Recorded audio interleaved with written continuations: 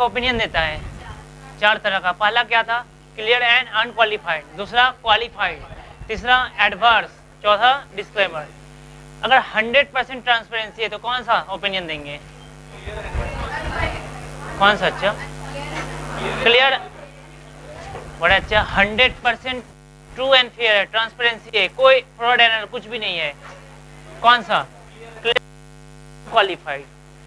अच्छा, छोटा मोटा मिस्टेक हो गया, थोड़ा थोड़ा मिस्टेक है, थोड़ा है, बर्दाश्त करने लायक है, मतलब ये होता है बर्दाश्त करने के लायक, तब कौन सा? क्वालिफाइड। अगर मान लो अच्छा भयंकर वाला मिस स्टेटमेंट हो गया, तब बुक्स ऑफ अकाउंट चेक किए, उस बुक्स ऑफ अकाउंट में बहुत सारा एरर्स था, बहुत ही ज्यादा, जिसको बर्दाश्त नहीं किया, तो कौन सा? एडवर्स।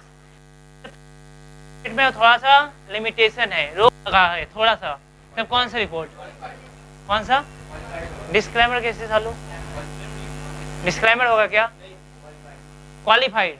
जब बहुत ज्यादा लिमिटेशन होगा तब डिस्क्लेमर देते हैं, ठीक है। अब सुनो ध्यान से, जब ऑडिट रिपोर्ट दिया जाएगा ना, जो पहला मेरा था क्लियर एंड अनक्वालिफाइड,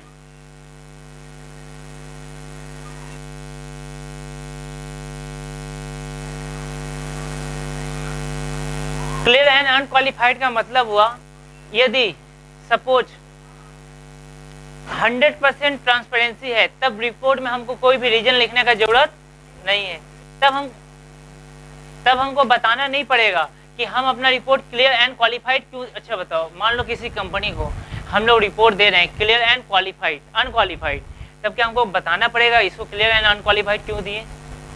बताने का जरूरत है क्या? तब कुछ भी बताने का जरूरत, ऑडिट रिपोर्ट में कुछ भी डिस्क्लोज करने का कोई जरूरत नहीं है, लिखा हुआ है सीट में, क्यों बता दें? देखो एक बात बताओ, क्लियर एंड अनक्वालिफाइड का मतलब क्या हुआ? 100% ट्रांसपेरेंसी है, मतलब वहां पर कोई भी फ्रॉड एंड एरर नहीं है। जब ये रिपोर्ट किया मतलब इस कंपनी में कोई मिस्टेक नहीं है, कोई भी मिस स्टेटमेंट नहीं है, कोई भी लिमिटेशन नहीं है, इसी कारण तो इस रिपोर्ट को दिए थे ना। लेकिन सपोज मान लो क्वालिफाइड है, क्वालिफाइड मतलब जरूर थोड़ा सा मिस स्टेटमेंट हुआ या तो थोड़ा सा लिमिटेशन हुआ हो, तो कहाँ पर हुआ, क्या हुआ अनिल, कहाँ पर हुआ, क्या हुआ, ये तो बताना पड़ेगा ना। तब हम लोग रिपोर्ट में लिखेंगे कि क्वालिफाइड रिपोर्ट क्यों दिए, क्योंकि अच्छा यहाँ पर मिस स्टेटमेंट था या यहाँ पर लिमिटेशन लगा कर रखा था, इस कारण से हमको मजबूरन क्वालिफाइड देना पड़ा। ये देने फर्स्ट रिपोर्ट देंगे तब भी बताना पड़ेगा, क्यों है ना, मिस स्टेटमेंट। डिस्क्लेमर में भी बताना पड़ेगा हमको कि कहाँ कहाँ हमको रोक लगा दिया, हमको बता ही नहीं रहा मैनेजमेंट, बुक्स अकाउंट मांगने दे ही नहीं रहा है, बोल आप ऐसी रिपोर्ट दे दीजिए, दे रहा है, समझ में आया नहीं आया? ये रिपोर्ट का मतलब होता है सब कुछ ठीक ठाक है। तो पहला वाला देखो तो सीट में लिखा हुआ था कि ये बात, जो पहला सीट दिए थे,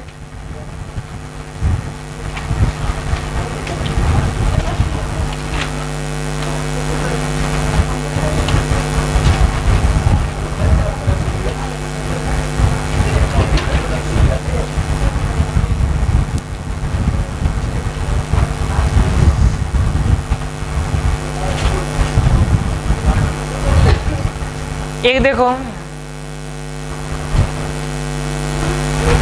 page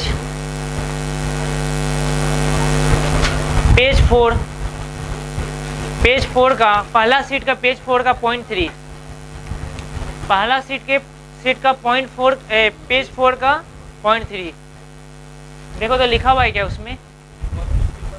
working paper, while issuing clear audit report no reason has to be given but in case of any other audit report specific reason must be given। मिला? हम लोग ऑडिट रिपोर्ट भी पढ़ेंगे, तुम्हें चिंता मत, देखो हमको भी पता है ना, अभी बहुत सारे ऐसे हमको पढ़ाना है और चाहिए। इसके बाद ना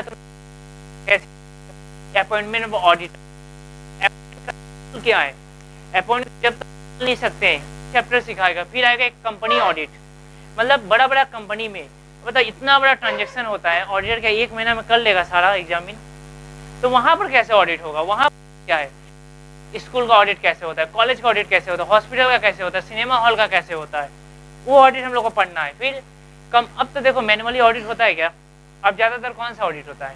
कंप्यूटराइज सिस्टम में सब होने लगा है। तो CIS सिस्टम में उसका नया एक नाम भी आ चुका है, वो नाम तुम लोग समझ में आया कि नहीं आया? और सिर्फ 4 क्लास वेट करना है, क्या सारा हम लोग का चैप्टर होना शुरू हो जाए, तब कोई प्रॉब्लम नहीं होगा, ठीक है। अभी सिर्फ कुछ ऐसे सुन लो। अच्छा, इसके बाद मेरे स्टूडेंट कुछ कंप्लेन किया, टॉपिक पढ़ाए थे ना ऑडिटिंग और इन्वेस्टिगेशन,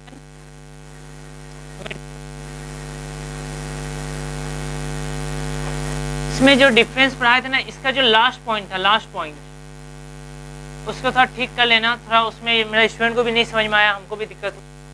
ये लास्ट पॉइंट को सिर्फ ठीक करना। लास्ट पॉइंट में हम क्या बोले थे, देखो ऑडिट रिपोर्ट किसको सबमिट होता है बता रहे, यदि किसी कंपनी का, वो तो ठीक है, अच्छा यदि किसी कंपनी का ऑडिट हुआ, ठीक है, तो किसी कंपनी का कोई भी ऑडिट हुआ, उसका रिपोर्ट हम लोग किसको देते हैं, शेयर होल्डर को। किसको देंगे, अच्छा इसलिए ताकि शेयर होल्डर डिसीजन लेने सके कि मेरा कंपनी का सिचुएशन क्या है और आगे चलकर हमको क्या करना चाहिए, क्या स्टेप लेना चाहिए। अगर डायरेक्टर लोग फ्रॉड बैठा है तो डायरेक्टर लोग को निकाल दो, डायरेक्टर को चेंज करो, या मैनेजमेंट में क्या क्या प्रॉब्लम आ रहा है, तो हम लोग को किसको डिस्क्लोज करना रहता है, आईसीआई को तो बताएंगे प्लस शेयर होल्डर को भी। लेकिन इन्वेस्टिगेशन क्या होता है, जैसे कि इन्वेस्टिगेशन में बोला गया जो हम लोग का अपॉइंट उसको रिपोर्ट देंगे। किसको देंगे, जैसे कि मान लो, अच्छा कोर्ट यदि अपॉइंट कंपनी में इन्वेस्टिगेशन करो तो चेक हो रहा है, मान लो कोर्ट ऑर्डर दे दिया, तो अच्छा ये लोग शेयर होल्डर कोर्ट को देगा डायरेक्टली जाकर, तब कोर्ट को देगा। मतलब इन्वेस्टिगेशन इसमें हम लोग डायरेक्टली जो अपॉइंट करता है उसको देते हैं, लेकिन इसमें ना शेयर होल्डर को देते हैं, क्योंकि वो लोग कंपनी का ऑनर है, इसलिए शेयर होल्डर को रिपोर्ट देना ही पड़ेगा, चाहे कोई भी डायरेक्टर भी ना, तब भी शेयर होल्डर को देना पड़ेगा।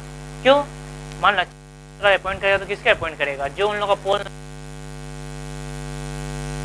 पास रिपोर्ट का, तो अपना जो मतलब ऐसा ऐसा काम करके रखा है डायरेक्टर, तो सारा काम बताएगा क्या शेयर होल्डर लोगों को, नहीं। इसलिए बोला गया ऑडिट रिपोर्ट जो होगा वो शेयर होल्डर को इन्फॉर्म करना पड़ेगा मीटिंग में। समझ में आ गया इतना। आज हम लोग एक ऐसे पढ़ेंगे फिर से,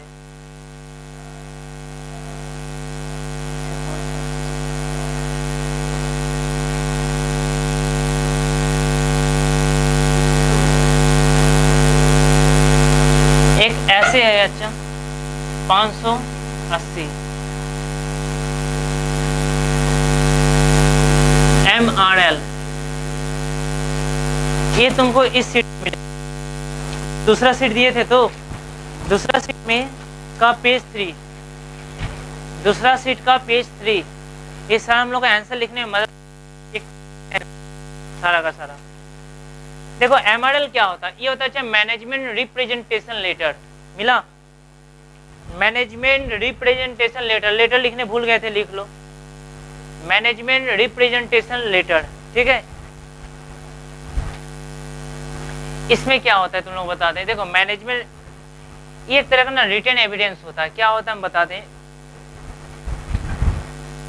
मैनेजमेंट रिप्रेजेंटेशन लेटर में मिला, अच्छा सबको 580, ऐसे 580।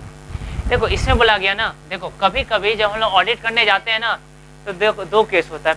केस सुनो, ऐसा हो सकता है, मान लो हम लोग ऑडिट करने गए, कोई डॉक्यूमेंट्स मांगे मैनेजमेंट से, बोले हमको इसका ऑडिट करना, आप हमको दीजिए, तो मैनेजमेंट क्या किया, मैनेजमेंट ऑन मोशन खुद से आकर बताना शुरू कर दिया। हम उसे कुछ भी नहीं पूछे, वो खुद से आकर बताना शुरू कर दिया कि इसमें देखिए ये प्रॉब्लम है, ऐसा ऐसा हो गया था, इस रीजन, हम कुछ नहीं पूछे। मतलब मैनेजमेंट को पता था यहाँ पर क्या क्या मिस्टेक हुआ है, वो सारा ऑडिटर को आकर इन्फॉर्म करने लगा कि इसके पीछे ये रीजन था। मतलब ऑन मोशन मैनेजमेंट खुद से आ गया, तो हम लोग इसको क्या बोलेंगे, देखो तो अनसॉलिसिटेड, दिखाई दिया तुम लोग को, अनसॉलिसिटेड। मतलब यदि मैनेजमेंट ऐसे आकर बोलेगा तो हम लोग उसका बात सुनेंगे कि नहीं सुनेंगे।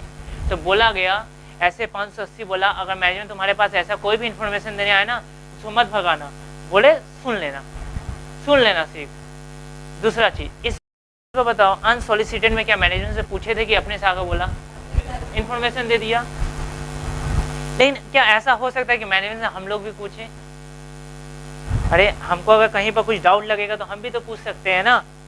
यदि हम लोगों को कोई डाउट लगा तो हम लोग भी जाकर उससे पूछ सकते हैं, तो पूछेंगे तो क्या होगा, तो इसके लिए बोला गया, ठीक है छोड़ो। देखो यदि हम लोग जाकर उससे पूछते हैं, ठीक है, तो बात करते हैं कि मैनेजमेंट हमको बता, तुम्हारा ये जो बुक्स ऑफ अकाउंट था ना, तो इसमें ये सब प्रॉब्लम है, तुम इसको लेकर क्या कर रहे हो। तो मैनेजमेंट हमको जवाब दे, नहीं इसके पीछे ये लॉजिक था, ये रीजन था, उस समय मेरा जो अकाउंटेंट था ना वो बाहर चल गया था, तो इसके कारण से हम दूसरा अकाउंटेंट का अपॉइंट कर लिए थे। समझ में आ रहा है कि नहीं आ रहा है? दूसरा अकाउंटेंट का अपॉइंट कर लिए, इसी कारण से कुछ एरर्स आ गया। समझ में आया कि नहीं आया? तब तो अच्छा बात है। किंतु या मान लो कभी ऐसा हुआ कोई फ्रॉड पकड़ लिए, छोटा मोटा फ्रॉड था, तो मैनेजमेंट से पूछ रहे हैं हम कि मैनेजमेंट बताओ तो हमको ये क्यों हुआ, ऐसा क्या। हमारा जब हम स्टॉक वेरिफिकेशन चेक कर रहे हैं तो उसमें स्टॉक जितना बुक्स ऑफ अकाउंट में दिखाना चाहिए, जो दिखा रहा है बुक्स ऑफ अकाउंट में, उतना तुम्हारे पास स्टॉक नहीं है। स्टॉक गया कहाँ? कहीं अच्छा ड्राइंग्स तो नहीं कर लिया, खुद तो यूज नहीं कर लिया, स्टॉक है क्या? तो देखो ऐसा अगर मैनेजमेंट से कुछ पूछते हैं, यदि मैनेजमेंट हमको जवाब दे देते, अगर मैनेजमेंट से कोई क्वेरी पूछेंगे तो क्या होगा? मैनेजमेंट हमको देगा तो मैनेजमेंट का जो आंसर है तो हम क्या बोलेंगे, मैनेजमेंट जो आप हमको बोल रहे हैं ना वो हमको आप रिटर्न में दीजिए, रिटर्न एविडेंस दीजिए। मैनेजमेंट से मांगे तो मैनेजमेंट बोला ठीक है कोई बात नहीं, आपको रिटर्न एविडेंस चाहिए था तो कोई दिक्कत नहीं, चाहिए हम आपको रिटर्न एविडेंस एकदम लीक कर देते हैं एकदम अच्छा से। अगर लीक कर दे दिया हमको मैनेजमेंट, जो पूछे थे मैनेजमेंट जवाब भी दिया, तो हमको लगा सही है।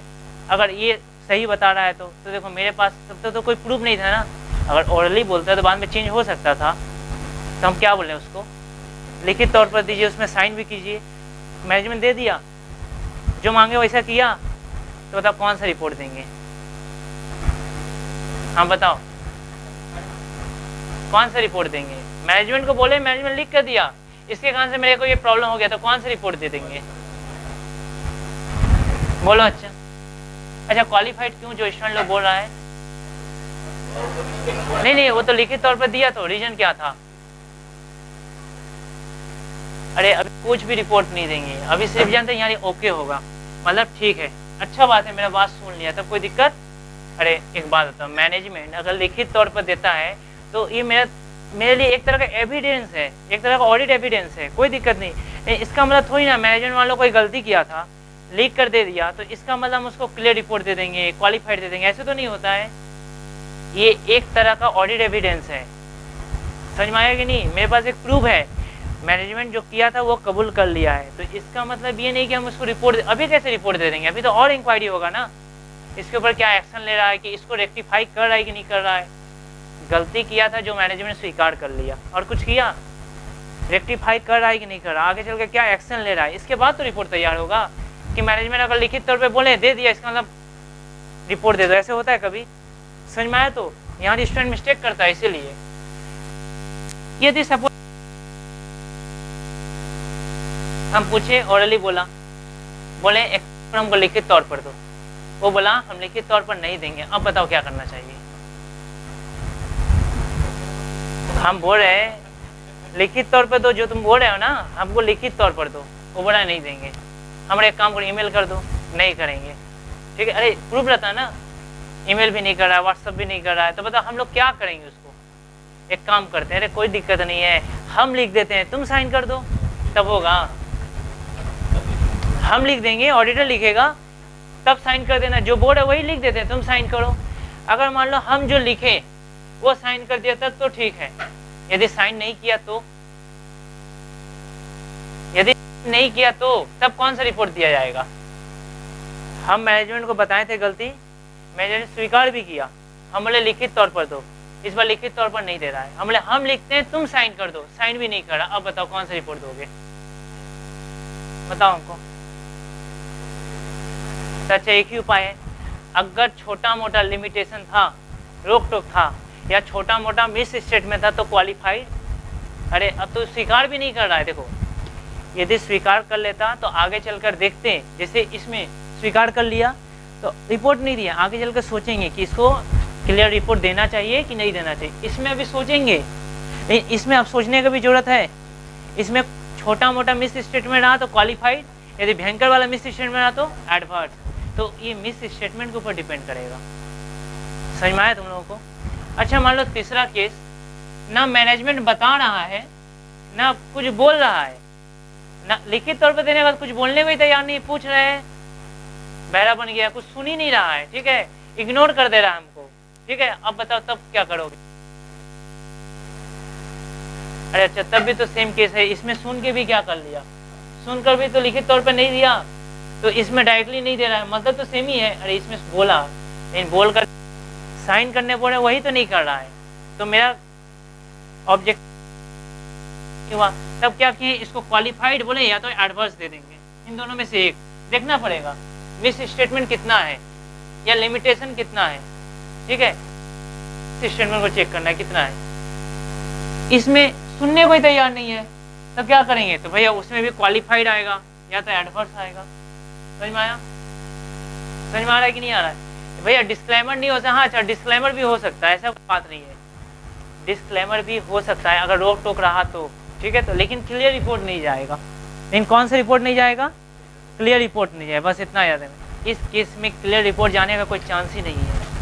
समझ में आया कि नहीं है? क्योंकि वो तो रोक टोक लगा दिया, हम बोल रहे हैं वो करने को तैयार ही नहीं है। समझ में आया तुम लोगों को? अगर मान लो रोक टोक नहीं लगाता, बोलते साइन कर देता, तब कौन सा रिपोर्ट देते, बोलो तो सर नहीं। अगर रोक टोक नहीं लगाता, हम बोलते वो साइन कर देता, तब कौन सा रिपोर्ट देते, क्वालिफाइड। अरे अच्छा, तब कोई रिपोर्ट नहीं देते, तब बोलते ठीक है हम सोचेंगे क्या देना चाहिए, ठीक है, तब तो अच्छा बात है ना, बात सुन लिया तो आगे चलकर सोचेंगे। अगर तुम रेक्टिफाई कर लोगे अपने मिस्टेक को, तब ठीक है हम क्लियर रिपोर्ट दे देंगे। अगर रेक्टिफाई नहीं, सिर्फ स्वीकार करने से होता है कि उसको रेक्टिफाई भी करना पड़ता है। अरे रेक्टिफाई करो उसको, तुम्हारा गोडाउन से चोरी हो चुका है, तुम स्वीकार कर लिया, इसका मतलब तुमको क्लियर रिपोर्ट दे देंगे, ऐसे तो नहीं होता है। ठीक है, तुम स्वीकार कर लिया, हम सोचेंगे कि कौन सा रिपोर्ट तुमको देना सही रहेगा। अच्छा, तो ऐसे 580 समझ में आया? ये घर पर एक बार पढ़ना, कमेंट वगैरह भी लिखा हुआ है यहाँ पर, ठीक है। तो 580 पीछे में भी लिखा हुआ है।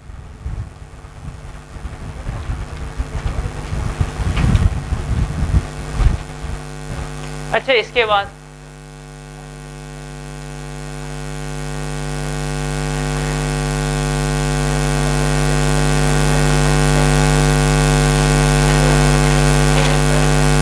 हम लोग, अच्छा एक वेरी इंपॉर्टेंट क्वेश्चन है जो ज्यादातर आता है में, स्कोप ऑफ ऑडिट।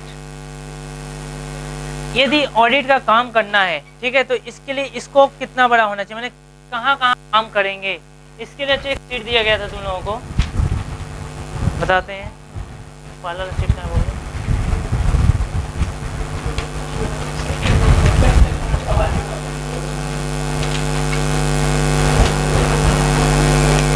देखो पहला सीट का पेज 5 में आओ तो एक बार, पहला सीट का पेज 5 बोल रहे हैं, पहला सीट का पेज 5 में आओ, आ गया सब। पहला सीट का पेज 5, उसमें देखो कहीं लिखा है डिफाइन स्कोप ऑफ ऑडिट। बोला अच्छा स्कोप मतलब ऑडिटर काम कहाँ करेगा, तो बोला गया कि जहाँ ऑडिट एंगेजमेंट होगा, कहाँ पर अच्छा ऑडिट एंगेजमेंट मतलब जो मेरे और क्लाइंट के बीच में जो समझौता होगा वहां पर काम करना है। कहाँ पर काम करना है, देखो और क्लाइंट के बीच में समझौता होगा। मान लो सपोज करते हैं, अरे बात, इनका एक हेड ऑफिस है, ठीक है, तो 5 तो ब्रांच है, 5 जगह ब्रांच है, ठीक है, तो क्या सबका ऑडिट करेंगे कि क्लाइंट जितना जगह का बात हो, क्लाइंट अगर बोला होगा सिर्फ तुमको हेड ऑफिस का ऑडिट करना है, तो कितना ऑडिट करेंगे, हेड ऑफिस का ऑडिट होगा। तो क्लाइंट, अरे इसका मेरे को ऑडिट करने ही नहीं बोला, हो सकता है दूसरा ऑडिटर को अपॉइंट किया होगा, सिर्फ बोला तुम आकर सिर्फ हेड ऑफिस का ऑडिट कर दो, हेड ऑफिस में क्या हो रहा है नहीं हो रहा है, ठीक है, तो तुम सिर्फ हेड ऑफिस का ऑडिट का डिसीजन लिए, तो मेरे क्लाइंट के बीच में जो समझौता होगा वहां तक काम करना है, उसके बाहर हमको काम कर, हम ऐसा नहीं बोल सकते अब हम ब्रांच का भी ऑडिट करेंगे, क्यों, अरे ब्रांच का दूसरा ऑडिटर अपॉइंट किया होगा, नहीं किया होगा तो वो समझे, वो जवाब देगा, मेरा काम नहीं था। इसके बाद प्रोनाउंसमेंट ऑफ ICAI जैसे जैसे बोलेगा उस स्कोप में काम करना है। समझ में आया कि नहीं काम आया? स्कोप का मतलब जैसे कि अच्छा ICAI बोला कोई भी इंफॉर्मेशन लीक नहीं होना चाहिए, समझ में आ रहा है कि नहीं, कोई भी इंफॉर्मेशन तुम लोग लीक नहीं कर सकते हो, फिर तुम लोग को ऐसे फॉलो करना पड़ेगा। इसके बाद जाकर अगर तुमको कोई प्रॉब्लम होता है ना, कोई फ्रॉड वगैरह मिलता है, तुम सिर्फ जाकर ओपिनियन देना, कोई फ्रॉड वगैरह दिखाई दिया तो किसको इन्फॉर्म कर दोगे, मैनेजमेंट को। अगर मैनेजमेंट खुद फ्रॉड में इन्वॉल्व हो तो शेयर होल्डर को भी कर देना, कोई दिक्कत, लेकिन तुम जाकर FIR मत करना, ये तुम्हारा काम नहीं है, ठीक है।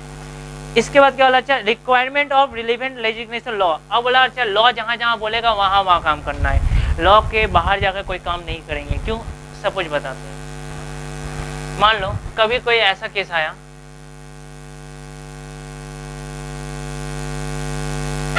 बोल रहा है ऑडिट, जिस कंपनी का ऑडिट करने गए वो बोल रहा है कि तुम एक काम करो, क्रेडिटर्स का बुक्स ऑफ अकाउंट तुम चेक मत करना, ऐसा हमको बोल दिया। यदि लॉ परमिशन दे रहा है हमको कि बुक्स ऑफ अकाउंट नहीं चेक करोगे तब भी चलेगा, तब तो ठीक है। अगर लॉ परमिशन नहीं देगा तो मान लो कोई, सपोज ऐसा कभी मेरे और क्लाइंट के बीच में एक ऐसा समझौता हो गया जो लॉ को तोड़ दे रहा है, आईसीएआई का तो रूल फॉलो कर रहा है, ठीक है कि करना है, ये करना है, वो करना है, किंतु लॉ करेंगे, ऐसा आ गया तो कभी भी हम लोग लॉ के बाहर जाकर कोई सकते हैं, हम लोग लॉ को वायलेट नहीं करने सकेंगे किसी भी। आईसीआई कभी भी कोई ऐसा एफआरएफ बनाई गई नहीं, फाइनेंशियल रिपोर्टिंग फ्रेमवर्क ऐसा कभी भी नहीं करेगा कि जो लॉ को तोड़ दे, लेकिन कभी भी ऐसा हुआ तो हम लोग पहला वैल्यू लॉ को देंगे, समझ में आए बाहर। तब सुनो, हम लोग को एक ऐसे पढ़ना, ऐसे 210 देखो तो कौन सा ऐसे लिखा होगा सीट पर,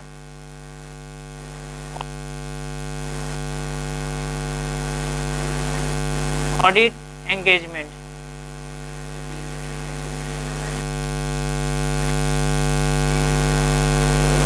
एंगेजमेंट दोनों सीट में है, इसमें इस सीट में भी दिया हुआ है, ठीक है, किंतु इस सीट में बहुत इजी लैंग्वेज में है, हम लोग इस सीट से देखते हैं। अच्छा कहीं पर ऑडिट एंगेजमेंट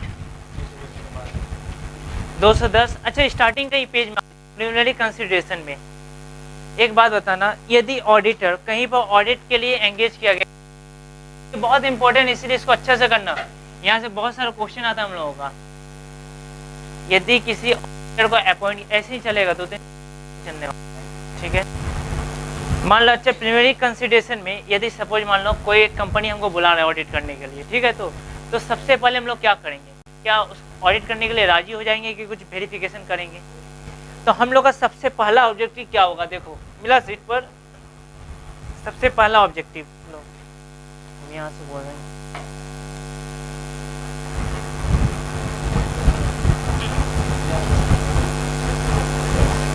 हाँ ठीक है। देखो सबसे पहला हम लोग का जो ऑब्जेक्टिव होगा ना, ध्यान से दिखाई दिया तुम लोग को, सबसे पहला ऑब्जेक्टिव हम लोग होगा escape auditor after answering following. बोला अच्छा इसको एस्केप करने के पहले जो तुम्हारा एंगेजमेंट हो रहा है उसके पहले कुछ कंडीशन को ध्यान देना। क्या कंडीशन है, pre condition for audit present, मतलब जितना भी कंडीशन होगा, एक ऑडिट जो लेटर होगा ना, हम लोग अच्छा एक लेटर देते हैं ऑडिट एंगेजमेंट लेटर। सुनो सुनो,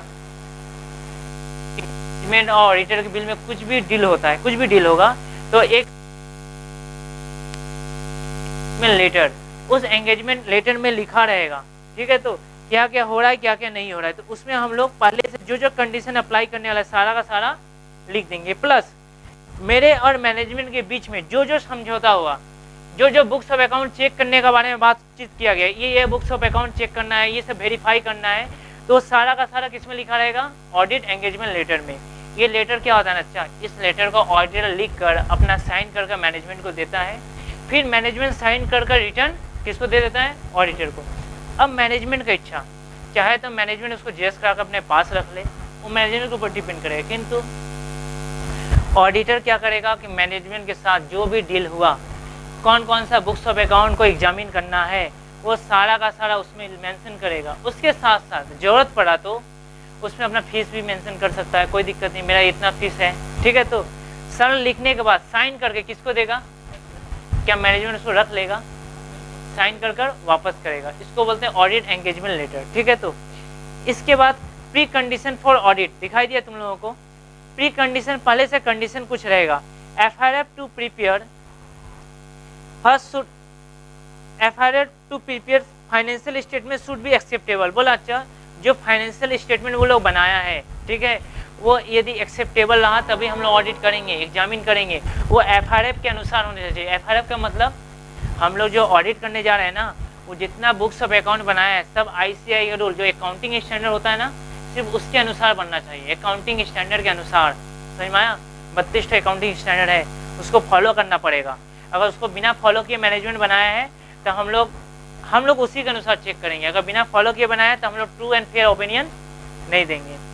इसके बाद क्या लिखा, अच्छा मैनेजमेंट एग्रीमेंट फॉर इस रिस्पॉन्सिबिलिटी, मैनेजमेंट का रिस्पॉन्सिबिलिटी क्या क्या होगा पढ़ो।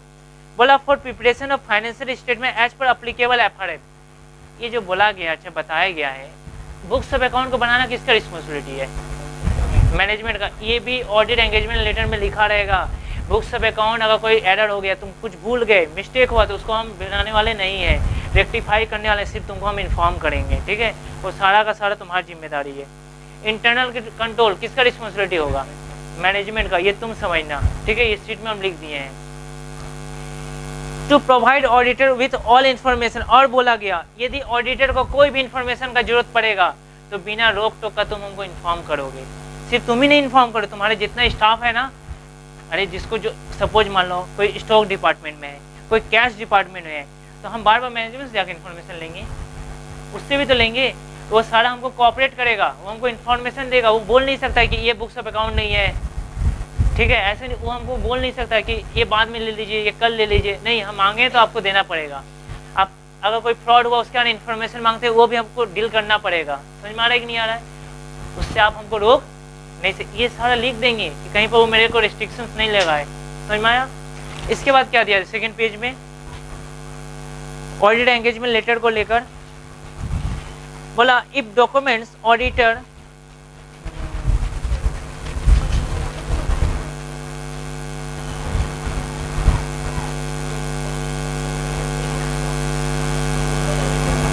ठीक है, बोला गया हम लोग जब ऑडिट एंगेजमेंट लेटर देंगे ना, उसमें खास तौर पर कुछ बातों का जरूर ध्यान रखेंगे।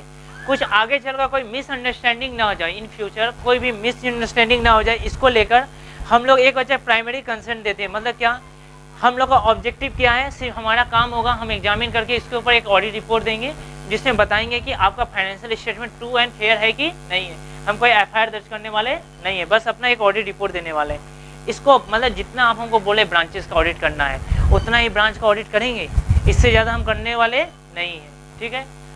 इससे कम भी नहीं करेंगे, कहेगा अच्छा हमको तो उसके लिए पैसे मिल रहा है ना, बोला तो करना ही पड़ेगा, ठीक है। इसमें रिस्पॉन्सिबिलिटी मेंशन रहेगा, तो तुमको बता दिए अकाउंट्स बनाना किसका रिस्पॉन्सिबिलिटी है, मैनेजमेंट का, एग्जामिन करना ऑडिटर का, इसमें लिखा रहेगा। रूल किसका, एफआरएफ का फॉलो होगा। इसके बाद हम लोग क्या करेंगे, एक ऑडिट रिपोर्ट देंगे लास्ट में। एडिशन में जो लिखा हुआ है ना, एडिशन मिला, अच्छा वो एडिशन कंटेंट्स, वहाँ पर नीचे लिख सकते हो ऐसे, अच्छा ऑडिट फीस, एक हेडिंग दे दो, अच्छा ऑडिट फीस। और बता रहे अच्छा, यदि तुम लोग का और इच्छा रहा ना, बोल रहे जो ऑडिट एंगेजमेंट लेटर होगा उसमें यदि इच्छा हुआ तुम चाहो तो उसमें ऑडिट फीस भी लिख सकते हो। इसका लिख लो अच्छा डेट वाइज ब्रांच ऑडिट। बोला कि अच्छा डेट के अनुसार, मतलब हम आगे से बता दें इस डेट को ये ब्रांच का ऑडिट करने वाले हैं। इसके बाद देखो अच्छा एक सेकेंड हेडिंग है, मिला रेकरिंग ऑडिट दिखाई दिया, सारा एक साथ पढ़ेंगे, थोड़ा वेट करो। रेकरिंग ऑडिट का मतलब कोई बताएगा हमको क्या होता है? रेकरिंग ऑडिट ये सब एग्जाम में देगा, 3 मार्क्स में दे देगा, 5 मार्क्स में दे देगा। रेकरिंग ऑडिट क्या होता है? हाँ अच्छा, जो मान लो ऑडिटर ना हर एक साल उसी कंपनी का ऑडिट चेक कर रहा है लगातार। नॉर्मली एक ऑडिटर एक कंपनी का 5 साल तक ऑडिट कर सकता है, उससे ज़्यादा नहीं करने सकेगा एक ऑडिटर, ठीक है। तो नॉर्मली तो अच्छा, यदि एक ही कंपनी का लगातार कर रहा है, लगातार किया तो इसको क्या बोलेंगे? Recurring audit. 2 साल किया तब भी रेकरिंग आ जाएगा, 3 साल में भी रेकरिंग है, लगातार किया तो रेकरिंग ऑडिट में बोला गया क्या रेकरिंग ऑडिट यदि किसी कंपनी का करने जा रहे हैं तो क्या उसको फिर से क्या ऑडिट एंगेजमेंट लेटर देना पड़ेगा? अरे इस साल दे दिया था ना, कि फिर अगला साल करेंगे उसी कंपनी का ऑडिट, फिर से ये सब लिख के देंगे? बताओ। तो बोला गया फिर से बताने का कोई जरूरत नहीं है। अगर रेकरिंग ऑडिट करने जाने तो फिर से लिखने का कोई जरूरत, किंतु अब कंडीशन सुनो, किंतु यदि मैनेजमेंट भूल गया है कि मेरे और उसके बीच में डील क्या हुआ था, तब उसको फिर से ऑडिट एंगेजमेंट लेटर सेंड करो। तो भैया कैसे समझेंगे भूल गया था? उसके लिए कुछ कंडीशन हम बताएंगे। पहले बताओ, क्या हर एक साल रेकरिंग ऑडिट के केस में क्या ऑडिट एंगेजमेंट लेटर देना पड़ेगा? देने का कोई जरूरत नहीं है। किंतु यदि मैनेजमेंट भूल गया ऐसा हमको लग रहा है तो क्या उसको फिर से इन्फॉर्म करेंगे, ऑडिट एंगेजमेंट लेटर देंगे? क्या नाम है तुम्हारा? हाँ बोलो, फिर से क्या ऑडिट एंगेजमेंट लेटर देना पड़ेगा? देना पड़ेगा। अगर भूल तो भैया कैसे समझेंगे भूल गया? कुछ कंडीशन है, देखो तो लिखा हुआ है क्या, new engagement letter. Page change करो, इसको कॉपी में चिपका लेना घर पर जाकर। अरे ऑडिट प्लानिंग, ठीक है रुको एक, अच्छा इसमें लिखा हुआ है ना, एक सॉरी सॉरी, अच्छा उसी पेज में आ जाओ, रेकरिंग ऑडिट, सॉरी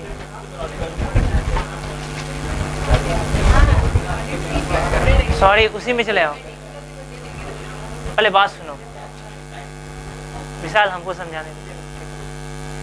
देखो न्यू एंगेजमेंट लेटर कब कब देना है, जैसे कि बोला मिसअंडरस्टैंडिंग हो गया, क्या अंडरस्टैंडिंग हो गया, मेरे से उसका समझौता हुआ था कि हम सिर्फ हेड ऑफिस का ऑडिट करेंगे, किसका ऑडिट करेंगे, और ब्रांच का ऑडिट, वो बड़ा नहीं, आप तो बोले थे 5 ब्रांच का ऑडिट करने के लिए, हम समझौता हुआ था 4 ब्रांच का, बोला नहीं बात हुआ था 5 ब्रांच का उसी फीस में। अब बताओ क्या करोगे, अंडरस्टैंडिंग हो गया ना, तो फिर से दे दो, साइन किया हुआ है तो हम लोग के पास, उसको एक फोटो कॉपी सेंड करो, नहीं हुआ तो ओरिजिनल भी दिखा, दिक्कत नहीं है, ठीक है। Change in terms of engagement लिखा हुआ है क्या वहां पर, लिखो अच्छा टर्म्स ऑफ एंगेजमेंट,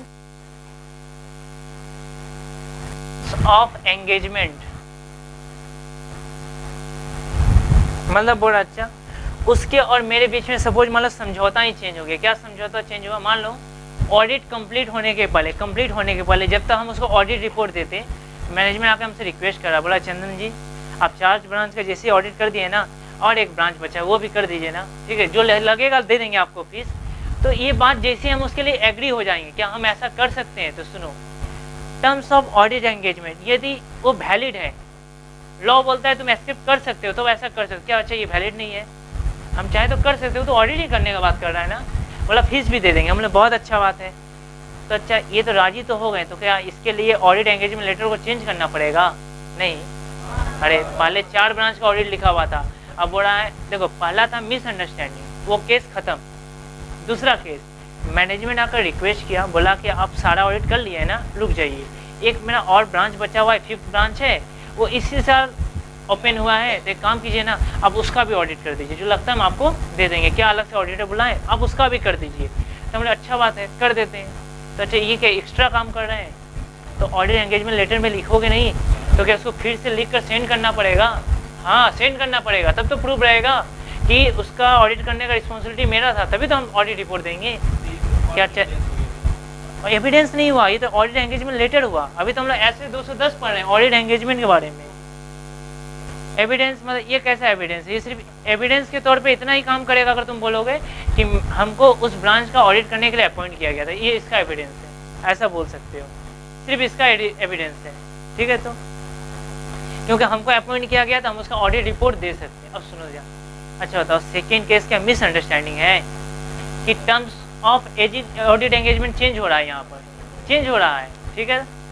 इसके बाद मान लो मेरा मैनेजमेंट का डायरेक्टर नहीं चेंज हो गया, प्रत्येक कंपनी में डायरेक्टर होता है कि नहीं होता है, अरे डायरेक्टर चेंज हो जाएगा तो उसके मेरे बीच में डिस्प्यूट हो जा रहा है बार बार, ठीक है, वो सोच रहा है कि पुराना डायरेक्टर क्या बताया भगवान जाने, यदि डायरेक्टर चेंज हो जाएगा, सपोज चेंज हो गया, ठीक है, तो नए नए डायरेक्टर है, उन लोगों को प्रॉब्लम हो रहा है, तो हम क्या करेंगे, तो एक काम करेंगे, ठीक है, उन लोगों को पता नहीं चल रहा है ना मेरा काम क्या क्या है, कौन कौन सा बोले थे ब्रांच का ऑडिट करेंगे, तो फिर से ऑडिट एंगेजमेंट लेटर सेंड कर देते हैं, वो लोग देख लेगा, अपना कन्फ्यूजन दूर हो जाएगा।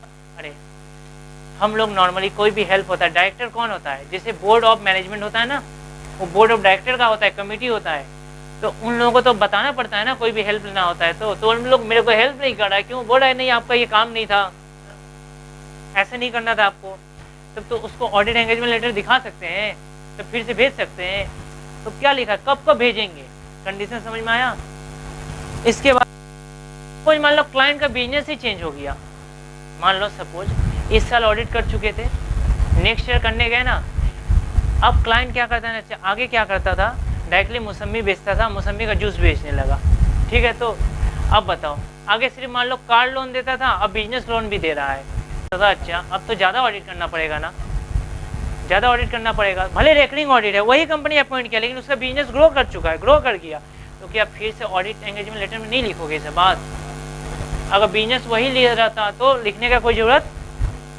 इसके बाद क्या लिखा, स्टेटस, अगर मान लो लॉ चेंज हो गया, जैसे कि पहले था कंपनीज एक्ट 1956, पहले कौन सा था कंपनीज एक्ट 1956, तो हम लोग लिखे थे हम लोग कंपनीज एक्ट 1956 के अनुसार ऑडिट करेंगे, यानी अब किसके अनुसार ऑडिट करना पड़ेगा?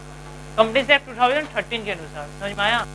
अरे लॉ चेंज होगा तो एंगेजमेंट लेटर में लिखेगा नहीं, कैसे पुराना लॉ के अनुसार चेक कर सकते उसको, एग्जामिन कैसे करने सके? अच्छा, इसके बाद हाँ बोलो, पहले कोई डाउट है तो बोलो। तो रुक जाओ, अभी तो सिर्फ रेकरिंग पढ़ा है ना, वेट करो, आज शायद कंटिन्यूस ऑडिट का भी सीट दे चुके हैं। नहीं, दोनों कंटिन्यूस ऑडिट सेम नहीं है, रेकरिंग ऑडिट अलग होता है, कंटिन्यूस ऑडिट अलग होता है, ठीक है?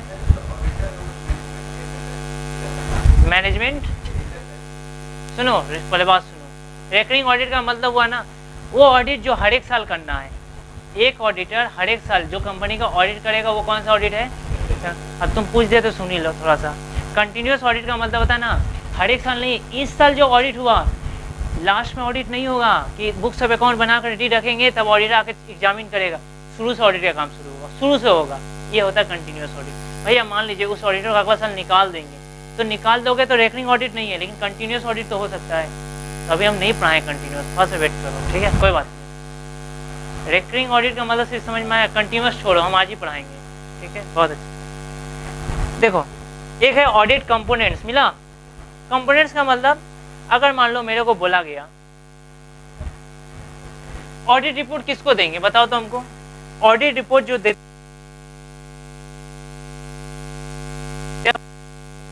लेकिन अच्छा मान लो कौन से शेयर होल्डर को देना, जैसे कि सपोज मान लो एक हेड ऑफिस है ना, पता है ये जो हेड ऑफिस है ना इसका एक कंपनी है, सब्सिडियरी मतलब भैया ये होल्डिंग कंपनी है, इसका सब्सिडियरी मतलब उस कंपनी ने मोर देन 50% शेयर को होल्ड करके रखा है, मोर देन, अब सब्सिडियरी कंपनी है।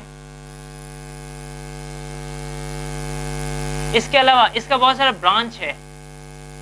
तो सुनो, हमको सिर्फ अपॉइंट किया गया था हेड ऑफिस के लिए और ब्रांच के लिए, ठीक है?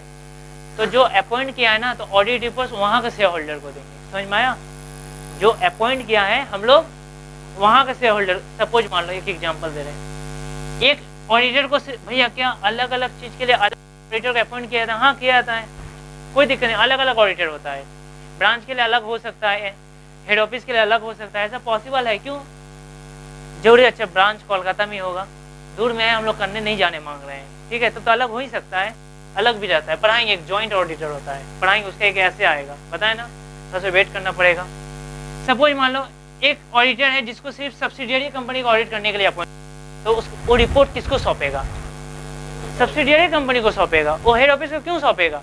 हमको जो अपॉइंट किया हम उसको सौंपेंगे। समझ में आया तुम लोगों को? इसके बाद कंपोनेंट्स मिला,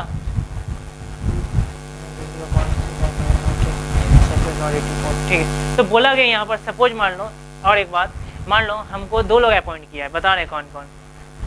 इसका सब्सिडियरी कंपनी ना अलग से हमको अपॉइंट किया है, हेड ऑफिस वाला लोग अलग से अपॉइंट किया है। पता है कैसे? बता दें तुमको, सुनो।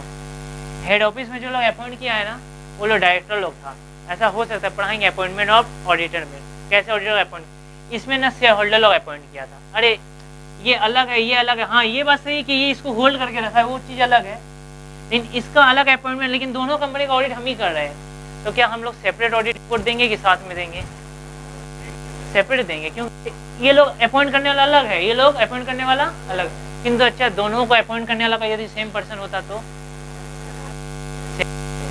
कितना समझ में आया? एक जॉइंट ऑडिट आएगा, तुम लोग सारा डाउट क्लियर कर देगा, ठीक है? जब एक साथ ऑडिट होगा। इसके बाद change in terms of engagement है क्या इसमें कोई सीट? इसके बाद देखो तो नहीं है, तब तुम लोगों को थोड़ा लिखना पड़ेगा। तो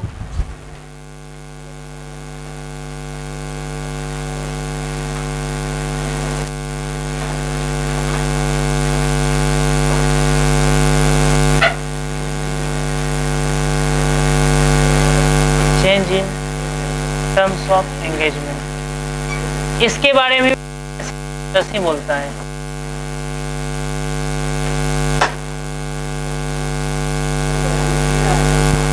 इसमें लिखो बिफोर कंप्लीशन ऑफ, अच्छा इतना नोट करो अभी, बोला अच्छा change in terms of engagement.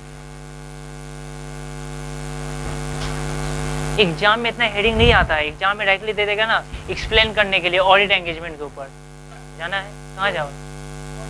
हाँ हाँ ठीक है। Change in terms of engagement लिखो।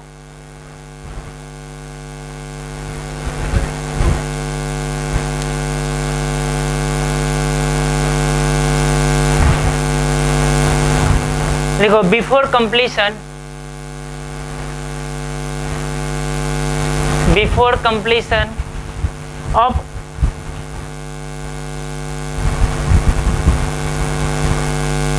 of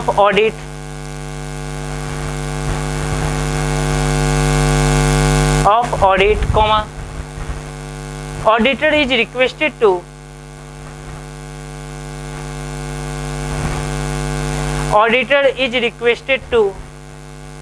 change the engagement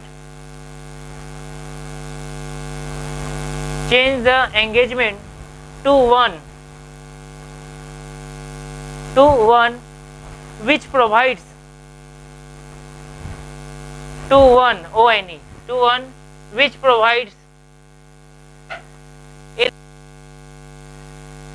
a lower level of assurance, ASSURANCE, a lower level of assurance.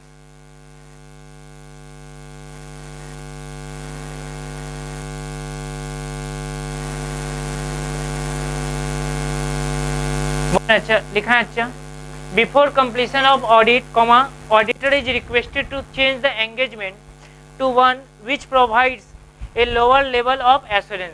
इसके बाद लिखो ऐसे नीचे रीजनेबल जस्टिफिकेशन, ये बहुत ज्यादा इंपॉर्टेंट है।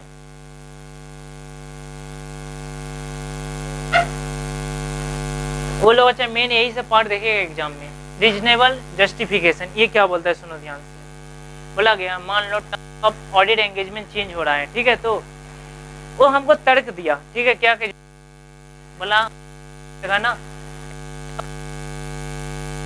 क्या है, अच्छा जस्टिफाइड है, वो तोड़ रहा है क्या कहीं पर, नहीं, तो इसको हम तब यहाँ पर क्या terms of audit engagement change करना पॉसिबल है? पॉसिबल है कि नहीं है? हाँ तो चेंज कर दो, कोई दिक्कत नहीं है, कोई प्रॉब्लम नहीं है। यस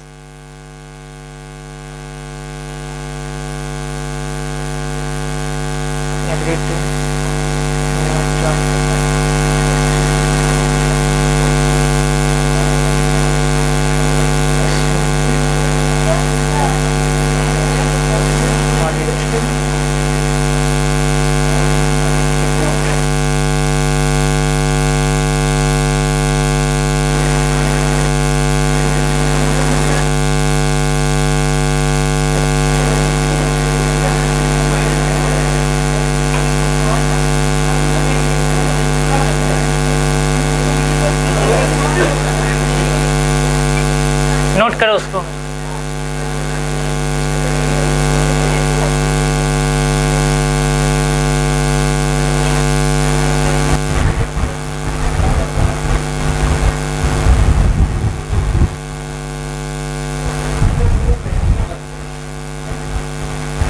यदि सपोज मान लो ऑडिटर ऐसे बोलता, सपोज मान लो मैनेजमेंट बोलता ना चंदन जी एक काम कीजिए ना, कुछ नहीं करना है आपको, ऑडिट एंगेजमेंट लेटर में सिर्फ लिख दीजिए। सपोज मान लो ऐसा बोलता कि आपको पूरा 100% डेटर्स अकाउंट चेक करना पड़ेगा, क्या ये रीजनेबल जस्टिफिकेशन है? अरे ये करना पॉसिबल, अच्छा बात है ना, बोल रहा है कोई नहीं ज़्यादा फीस ले लेंगे, क्या करना पॉसिबल है? तब कोई दिक्कत नहीं, बस इतना ऑडिट एंगेजमेंट लेटर में लिख देंगे कि मेरा मैनेजमेंट हमको बोल रहा है टेस्ट चेकिंग नहीं करके और सिर्फ डेटर का पूरा 100% चेक करने, कोई दिक्कत नहीं। किंतु अगर ऐसा बोलता आपको डेटर्स के बुक्स ऑफ अकाउंट में छूना नहीं है, हाथ नहीं देना है, ठीक है, ऐसे बोला चेंज करने, तब क्या करते हैं आप बताओ? इरीजनेबल है? बोला डेटर को मत छूना, बाकी जो करना है करो, जितना बुक्स ऑफ अकाउंट देखना है देख लो, लेकिन डेटर्स अकाउंट को आपको हम लोग डेटर्स का बुक्स ऑफ अकाउंट नहीं दिखाएंगे। अब बताओ ये क्या रीजनेबल है? नहीं है, तब क्या होगा?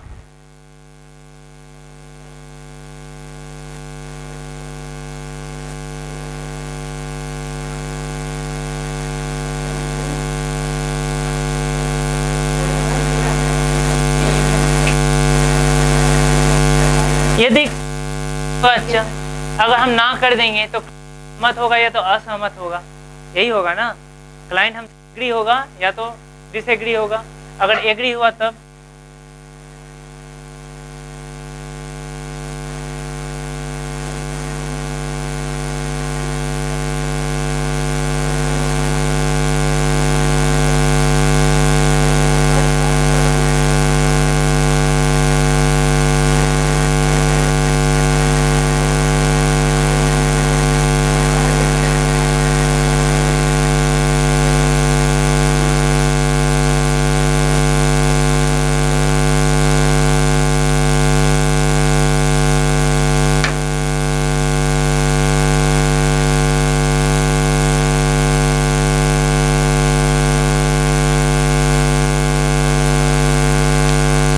यदि मान लो क्लाइंट डिसएग्री हो गया, बोला नहीं आपको ये लिखना ही पड़ेगा, अगर नहीं लिखते हैं ना कोई बात नहीं है, मत लिखिए, लेकिन आपको एक काम करना पड़ेगा, सिर्फ आप चेक मत कीजिए, लिख दीजिए कि चेक कर लिए लेकिन चेक मत कीजिएगा, ऐसा बात बोल रहा है, तब क्या करोगे? ये तो पॉसिबल है नहीं, ऐसा तो किया नहीं जा सकता है। अरे मेरा सीए का फॉर्म होता है जिसका लाइब्रेरी अनलिमिटेड होता है, हमको भी नुकसान पता है, प्लस मेरा सर्टिफिकेट भी हो सकता है कैंसिल हो जाए, जेल भी जाना पड़ सकता है, तो हम लोग क्या करेंगे? तो लास्ट एक ही उपाय है, हम वहाँ से अपना रिजाइन कर देंगे। समझ में आया कि नहीं? हम उसका इसके बाद ऑडिट, मतलब वहीं से जहाँ से हमको रोक लगाया, अब हम ऑडिट कैसे करेंगे तुम बताओ ना? वो बुक्स ऑफ अकाउंट नहीं चेक करने देगा तो हम क्या करेंगे? वो अगर डेटर्स अकाउंट को रोक लगा दिया तो हम क्या कर सकते हैं? ये पॉसिबल नहीं है। घबराओ मत, कोई दिक्कत नहीं है। नया ऑडिटर को अब देखो अपॉइंट करने में बहुत दिक्कत होगा, एक चैप्टर आएगा। देखो अभी क्या करना है, तुम लोगों को क्या करना चाहिए? ठीक है, आप नहीं दीजिएगा ना, ठीक है, तो एक काम करते हैं, हम आपको ऑडिट ही नहीं करेंगे, ठीक है। तो अगर ऑडिटर, देखो दो ही केस हुआ होगा। पहला देखो, पहला केस भैया स्टार्टिंग में ये टर्म्स कैंसिल हो जाता है, अगर कैंसिल हो गया होगा तो दूसरा ऑडिटर हो सकता है बुलाए, भैया मान लीजिए बीच में ऐसा आपको बोला, तो साल के बीच में आपको ऑडिट एंगेजमेंट लेटर चेंज करने के लिए बात बोला, आपको फोर्स कर रहा है, तो क्या कीजिएगा? मैंने मिडिल टाइम में कोई बात नहीं, तुम रिजाइन दे दो, बोल दो हमको ऑडिट करने का जरूरत नहीं है, ठीक है, हम रहने देते हैं, घबराना मत, हमको बुलाएगा, वो एक चैप्टर आएगा अपॉइंटमेंट ऑफ ऑडिटर, ठीक है, तो वो हम लोग को संभाल कर बताएगा कि ऐसा क्यों बोला गया, बोला था तुमको इतना समझ में आया, यहाँ पर रिजाइन कर देना चाहिए, आ गया तो क्यों का जवाब अपॉइंटमेंट ऑफ ऑडिटर देगा, ठीक है। इतना आसान नहीं है कि ऑडिटर को भगा देना, या ऑडिटर का छोड़ के चल गया तो इतना ऑडिट कर दे तुरंत।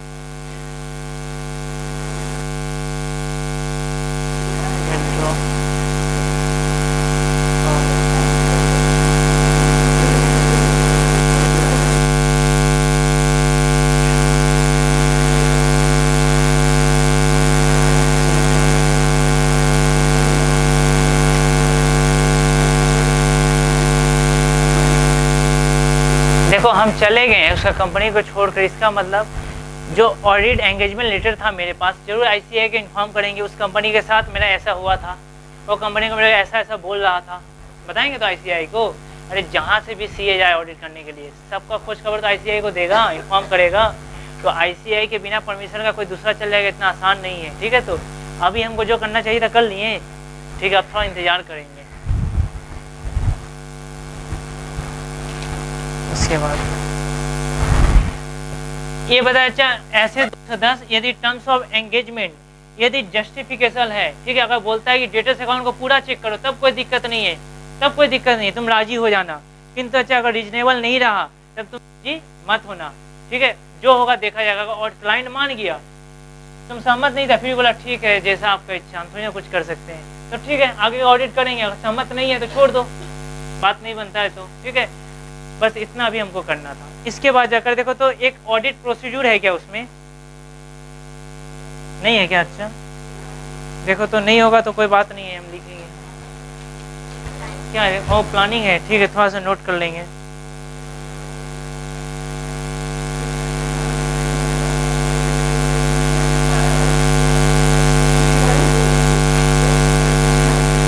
सिर्फ सुन लो।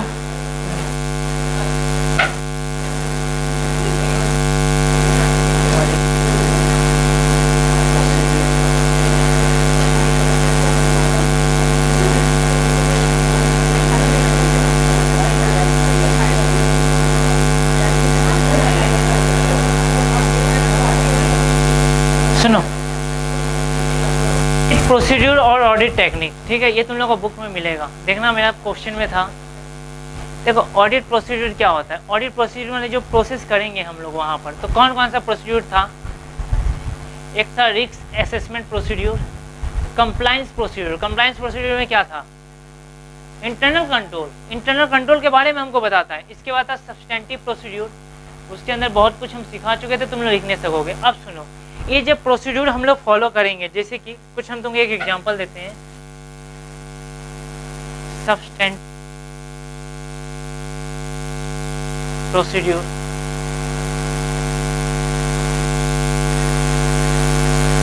जब सब्सटेंटिव प्रोसीड्यूर करने जाएंगे, ठीक है, तो ये जो सब्सटेंटिव प्रोसीड्यूर होता है इसमें कुछ टेक्निक का यूज किया जाएगा। अरे सब्सटेंटिव प्रोसीड्यूर का मतलब क्या होता है, बुक्स ऑफ अकाउंट को एग्जामिन करना, चेक करना, ठीक है। तो जब बुक्स ऑफ अकाउंट को चेक करेंगे तो उसमें क्या चेक करेंगे बताओ, उसमें कुछ टेक्निक यूज करेंगे। टेक्निक मतलब जैसे बुक्स ऑफ अकाउंट में क्या होता होगा, नॉर्मली वाउचिंग होता होगा। वाउचिंग मतलब वाउचर किसका होता है, वाउचर एसेट्स लायबिलिटीज का, इनकम एक्सपेंसेस का, तो बहुत सारा वाउचर आएगा वहां पर, वाउचिंग बिल। तो वाउचिंग करना होगा तो इसके लिए क्या क्या रूल होगा वहां पर, नॉर्मली अच्छा हम लोग इंक्वायरी करते हैं, इंटरनल कंफर्मेशन, एक्सटर्नल कंफर्मेशन, है ना। पॉजिटिव दिखाए थे एक्सटर्नल में, एक होता है पॉजिटिव कंफर्मेशन, एक होता है नेगेटिव, ठीक है। तो उसमें अच्छा हमको क्या करना है, इंक्वायरी करना है।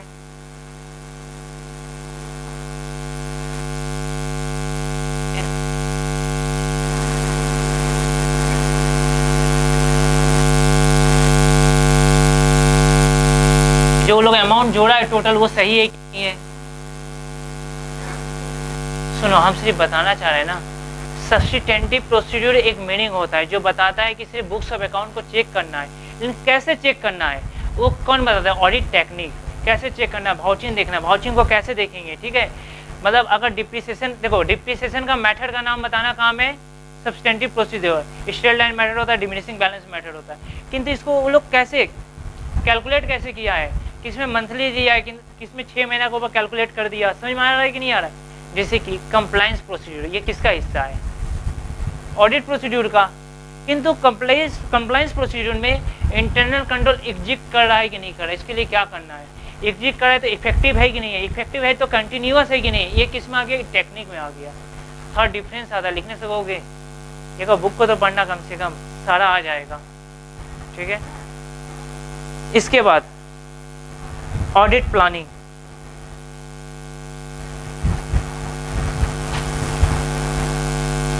ये अलग से अच्छा एक लॉन्ग क्वेश्चन में आता है बहुत समय, ऑडिट प्लानिंग। ये सारा छोटा छोटा टॉपिक है, बार बार पढ़े, क्वेश्चन बनेगा, क्वेश्चन पढ़ने में बहुत मजा मिलेगा हम लोग को। ऑडिट प्लानिंग है,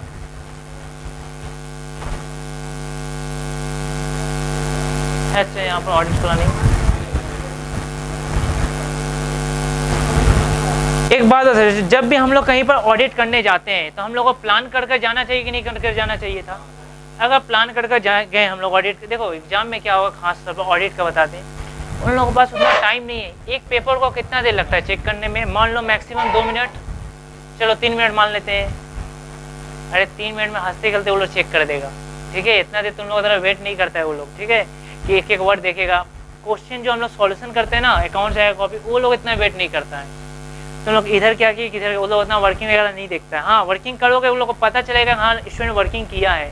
अब बताइए इतना सारा कॉपी है, चेक करने का कभी टाइम नहीं होता। जो एग्जामिनर होता है उन लोगों से कभी बात करना, ठीक है, तो मिलना, कभी भी उन लोगों के पास टाइम ही नहीं। उन लोग नॉर्मली क्या देखता है कि हाँ जो एडजस्टमेंट था जहाँ होना चाहिए था हो गया, ठीक है, तो बस उसका जो फाइनल आंसर है वो मैच कर रहा है कि नहीं कर रहा। उसी तरह से ऑडिट में खास तौर पर ज़्यादा से ज़्यादा कोशिश करना हेडिंग देने के लिए, जो बुक में नहीं दिया है, तुम लोग का बीकॉम के बुक में नहीं दिया है, ठीक है। तो कोशिश करना मैक्सिमम जितना हेडिंग हो सके वो देना।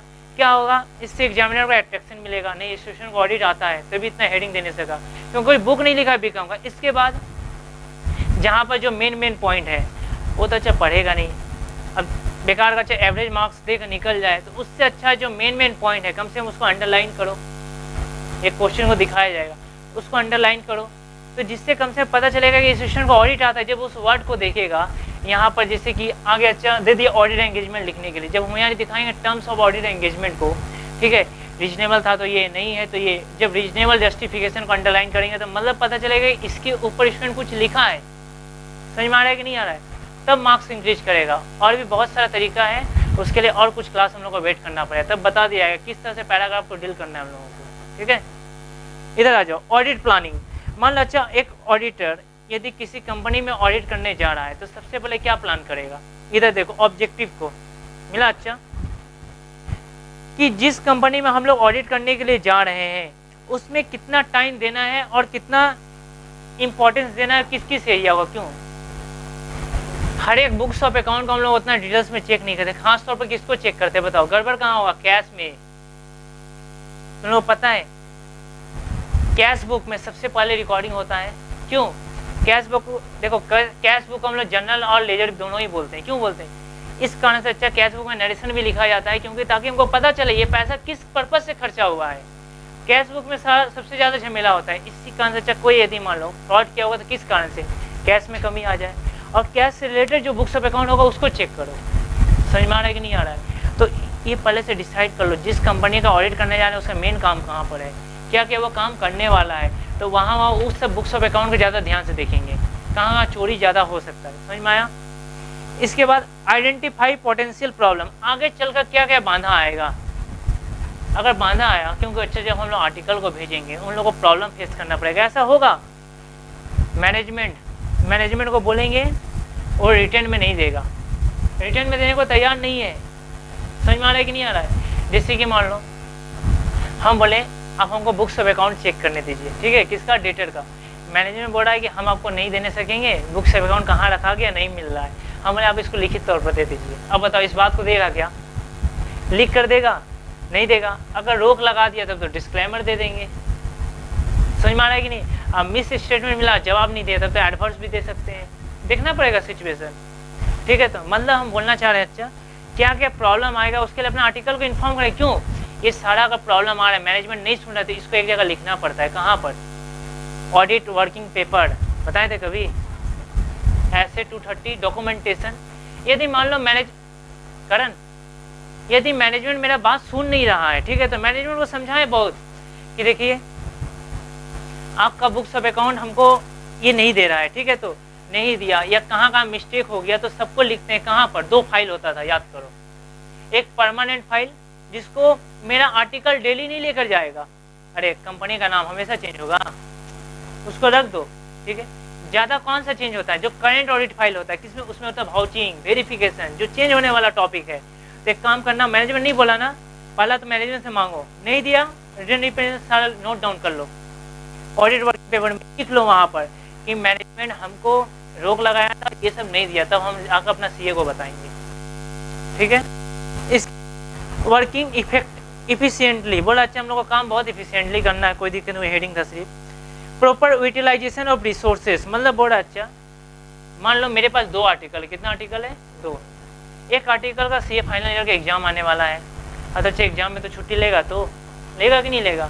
दूसरा एक आर्टिकल उसका भी टाइम है, तो बताओ जिसका एग्जाम आने वाला है उसको पहले यूज करोगे कि उसको बाद में यूज करोगे, बाद में। अच्छा एग्जाम आ जाता तो छुट्टी ले लेगा, एग्जाम आने वाला था तो छुट्टी मांगेगा ना, तो एक काम करते हैं पहले उसको यूज कर लेते हैं। देखना कभी भी सीए फॉर्म में मार्च एंडिंग जब आता है इस सब टाइम में वो लोग छुट्टी नहीं देगा कभी भी, क्यों नहीं देने मांगते, उसमें काम ज़्यादा होता है, तो इसीलिए वो लोग ध्यान देता है कि ये लोग छुट्टी लेने का टाइम आएगा प्लस रिटर्न फाइल ज़्यादा है, पहले इसको यूज करो, इसके बाद इसको छोड़ देंगे, इसको यूज कर सकते हैं।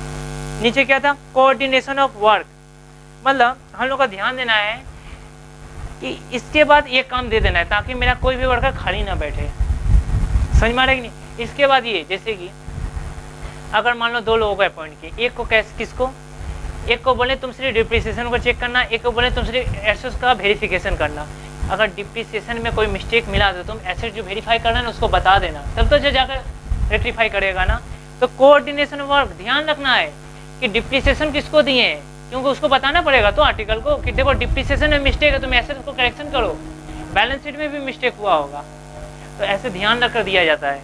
अच्छा फिर क्या था, अच्छा नॉलेज ऑफ क्लाइंट बिजनेस, अच्छा बताओ जिसका ऑडिट करने जा रहे हैं क्लाइंट के बिजनेस के बारे में जानेंगे कि नहीं जानेंगे, पता करना पड़ेगा, तो कि बिना पता कि कैसे ऑडिट करेंगे। तो पहले किससे बात करना पड़ेगा, क्लाइंट से, इसके बाद जाकर जरूरत पड़ा ना क्लाइंट के अलावा अगर ज़रूरत पड़ता है, कंपनी का रिपोर्ट लेना है, तो क्लाइंट का स्टाफ वगैरह होगा, ज़रूरत पड़ेगा जैसे कैश डिपार्टमेंट से, स्टोर डिपार्टमेंट से, तो बात कर लेना। एनुअल रिपोर्ट को देखो, एनुअल रिपोर्ट मतलब अरे लास्ट ईयर ऑडिट रिपोर्ट आया होगा, पता चलेगा इस कंपनी का ऑडिट रिपोर्ट कैसा था, एक्टिविटी कैसा था, फ्रॉड किया कि नहीं किया। अगर अच्छा एक्टिविटी था, बहुत अच्छा, ट्रू एंड फेयर था, 100% टाटा की तरह, तो क्या करेंगे, इसका इंटरनल कंट्रोल को कम चेक करेंगे, अपना ऑडिटर लोग आर्टिकल लोग को समझा देंगे, इसको कम चेक करना है। MOM लिखा हुआ है ना, इसको लिखा था मिनट्स ऑफ मीटिंग। मिनट्स पता है क्या होता है? MINUTES, MINUTES, minutes of meeting. क्या होता है मिनट्स ऑफ मीटिंग? अरे मीटिंग जब होता है ना, उस मीटिंग में मतलब शॉर्टली जिस पेपर में लिखा जाता है मीटिंग के अंदर, किसका, ऑडिटर का मीटिंग, अरे शेयर होल्डर का, डायरेक्टर का, खास तौर पर शेयर होल्डर का जो मीटिंग होता है ना, देखना पार्लियामेंट में भी लिखा जाता है। आज पार्लियामेंट में क्या हुआ, तो वो लोग जो शॉर्ट में लिखता है ना, शॉर्ट में मतलब इतना सारा बात को कैसे लिखेगा, तो वहाँ पर चेक करो ये लोग मीटिंग में किसके बारे में बात करता है, क्या क्या होता है, नहीं होता है। फिर last year audit working paper, last year का ऑडिट वर्किंग पेपर को चेक करो। अच्छा बताओ, लास्ट ईयर का ऑडिट वर्किंग पेपर कौन देगा भैया? ये तो पुराना ऑडिटर का पास होगा, तो ऑडिटर से मांगेंगे तो देगा। हाँ अच्छा देगा, चिंता मत करो, देगा। जो पहले ऑडिट करके गया था उससे मांगेंगे तो हमको हेल्प करेगा, समझ में आएगी, क्योंकि वो तो 7 साल तक रखेगा, तो पता है कि नहीं है, 7 साल तक वो अपने पास रखेगा, मतलब वो हमको हेल्प करेगा। पॉलिसी मैनुअल मतलब अच्छा देखना है इन लोगों का अच्छा रिक्रूटमेंट पॉलिसी क्या है, परचेज पॉलिसी क्या है, इन लोग स्टॉक को कौन सा वैल्यू पर मेंटेन करता है, वेटेड की टिपो, ठीक है, ये चेक करना है। रिक्रूटमेंट मतलब अब किसी वर्कर को अपॉइंट करता है तो पॉलिसी क्या है, पहले अपॉइंटमेंट लेटर इन लोग देता है कि नहीं देता, क्या होता है अपॉइंटमेंट लेटर को लेकर, मतलब क्या है रिक्रूटमेंट पॉलिसी, उस हिसाब से इसका ऑडिट किया जाएगा। इंडस्ट्रियल जर्नल मतलब इसका इंडस्ट्री में ना, इंडस्ट्री में लोग कौन कौन सा इंडस्ट्री और क्या क्या कारोबार चलता है, इसका क्या था। अच्छा, visit to client premises and plants, हमसे ऑडिट का बात कर लिया, ठीक है, कि तुम आपको सिर्फ ऑडिट इसका करना है।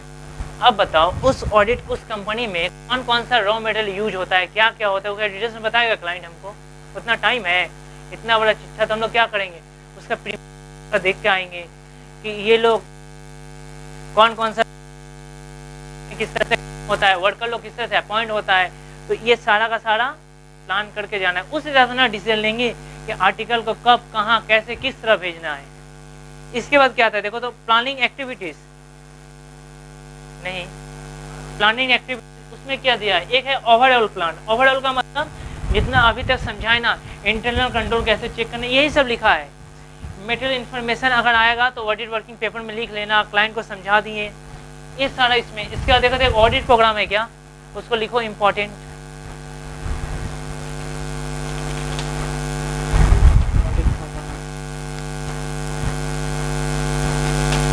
ऑडिट प्रोग्राम तो अच्छा, बहुत बड़ा है, अच्छा पीछे में भी ऐसा है ना। इसको अच्छा नेक्स्ट क्लास पढ़ा दें क्या, आज का रहने दो, ठीक है। अरे अलग से एक देता है एक्सप्लेन करने के लिए ऑडिट प्लानिंग के ऊपर, ठीक है। तो इसमें ये सारा हेडिंग्स है, हम लोगों के लिए हेल्प करेगा। सुनो, और कुछ दिन सिर्फ 1 घंटा तक का क्लास चलेगा, सिर्फ कुछ दिन, 2 से 3 क्लास और, ठीक है। तो जो भी हो, इसके बाद हम लोग 3:30 बजे से क्लास स्टार्ट करेंगे, ठीक है। थोड़ा ज़्यादा देर पढ़ना पड़ेगा, और जरूरत पड़ा तो 2 घंटा कर देंगे, लेकिन एग्जाम तक सिलेबस कंप्लीट हो जाएगा, इतना कंफर्म है। इतना तुम हेडेक मत लेना, इतना तुम लोग बता दे रहे हैं, ठीक है। आज इतना रहने दो, इतना घर पर पढ़ना, हम नेक्स्ट क्लास बता देंगे ना कि कौन कौन सा क्वेश्चन हम लोग सॉल्व कर चुके हैं।